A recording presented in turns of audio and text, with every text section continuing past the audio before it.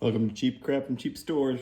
We're gonna take a look at this center drilling jig. It comes with some different sizes in case you're drilling the hole for dowels. Screw it in here.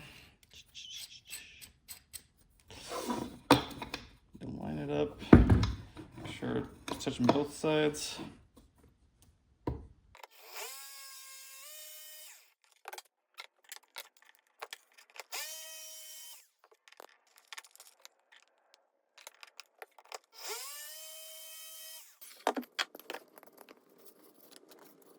So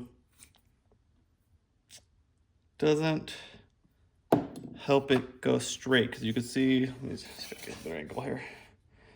Yeah, it's like they went in at different angles. So although it looks like it centers it really well, it's right here.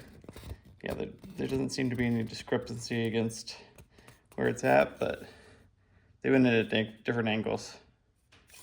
So probably some tweaking to do with this. Make it a little better. I wonder if you can clamp it on better, or because it wasn't super simple to hold it in place while drilling. So I wonder if clamping it would be a better way to go about that.